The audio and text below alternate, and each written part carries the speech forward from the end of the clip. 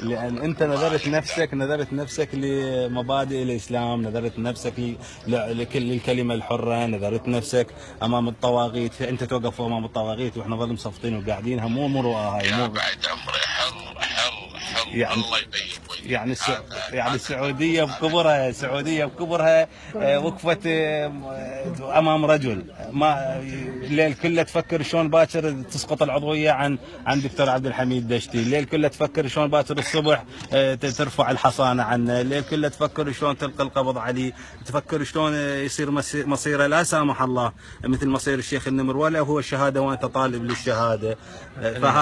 فهاي الدولة اللي خلت راسها براسك، لازم احنا عيب علينا كحشد شعبي نقف امام الدواعش السعوديين، نقف امام الارهابيين السعوديين.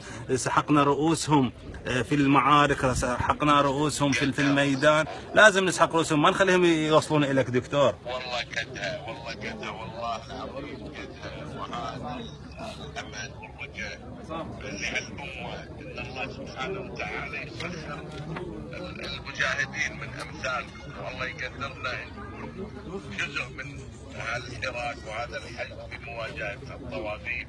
والحمد لله الواحد منكم ومنا يزلزل عروشهم، ومثل ما تفضلتوا شيخنا حقيقه يعني ارهقناهم في مضاجعهم، ليل نهار يركضون وملحقين. ان شاء الله ما كان لله ينمو بشكل اسرع ويؤدي الى زوالهم ان شاء الله يا شيخ. ان شاء الله حقيقه ما قصرت والله دكتور احنا لازلنا واقفين. الذين راهنوا على ان يفرقوا ما بين الشعب العراقي والشعب الكويتي باءت محاولاتهم بالفشل. الذين